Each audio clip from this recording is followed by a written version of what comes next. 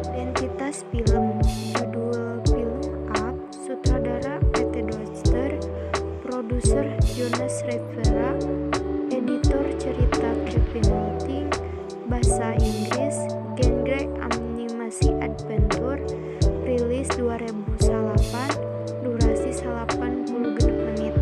Pelaku dina film Up, Carl Fredricksen merupakan tokoh utama dina film ieu. Ellie Fredricksen merupakan istri ti Carl Fredricksen. Carlos Munch merupakan salah sahiji penjelajah terkenal anu jadi idola Carl sareng Ellie. Russell merupakan salah sahiji budak anu maturan Carl pas indit ka Amerika Selatan. Doug merupakan hiji anjing anu bisa ngomong jeung jadi salah sahiji sahabat Carl jeung Russell salila di Amerika Selatan. Kevin merupakan salah sahiji manuk anu langka nu kapanggih ku Carl jeung Russell di Paradise Falls.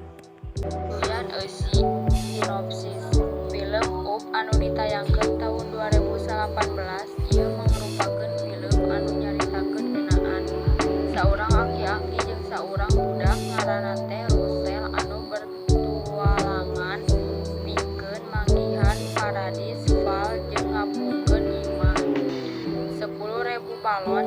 Carita dimimitian nalika saurang budak lalaki ngaranna teh Charles Fensken jeung Ellie kabogohna.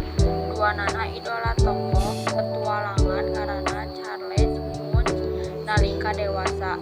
Charles jeung Ellie kawin hanjakal maranehna teu dikarunia anak, tapi ka akhirna Charles jeung Ellie mutuskeun pikeun sisihkeun sababaraha duit marahanana pikeun tabungan. Impian maranehna pikeun manggihan Paradise Falls jeung ngadegkeun imahna. Siga tokoh anu diidolakeunna Carl Maz hanjakalna, impian eta teu pernah kawujud sanajana Carl jeung Ellie geus kolot nepi ka akhirna Ellie maot. Carl anu kasepian alim pindah ti imahna. Singkat cerita, Carl kungsi terlibat gelut jeung salah sahiji pagawe anu ngarusak kotak suratna. Jadi Carl dihukum pindah imah jeung kudu cicing di panti jompo. Carl janten kecewa, tapi anjeunna teu leungit pikiran. Maranehna inget kana impianana anu teu acan kawujud sareng Ellie, jeung mutuskeun pikeun berpetualang milarian Paradise Falls. Carl masang 10 balon gas helium. Tekanan tina balon eta nyieun retakan sapanjang handap imah jeung nyieun imah Carl ngapung. Aki bunga kacida, akhirna impianna jeung Ellie kawujud. Ujug-ujug kadangu ketrokan ti kamar Carl pas imah geus hiber luhur. Ternyata aya salah sahiji budak leutik anu namina Russell bakal gabung maturan eta perjalanan panjang. Patualang manehna dimimitian loba kajadian anu maranehna alami di sepanjang jalan. Dugi ka akhirna maranehna sukses dugi ka Paradise Falls jeung ngadegkeun imahna di dinya.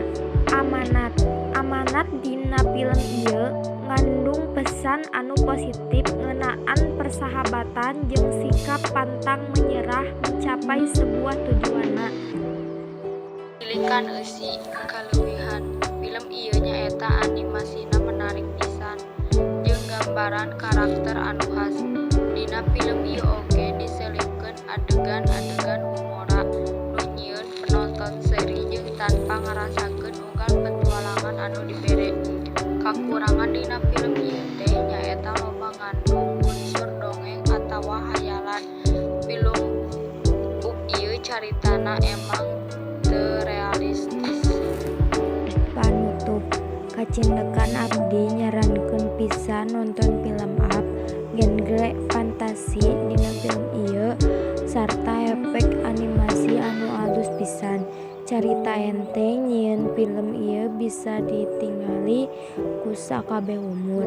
Sanajan dianggap film heubeul, eta teu bosen lalajo deui-deuyna. Hatur nuhun sakitu wae dina resensi film Up. Mudah-mudahan bisa dipahaman isi dina video tadi. Wassalamualaikum warahmatullahi wabarakatuh.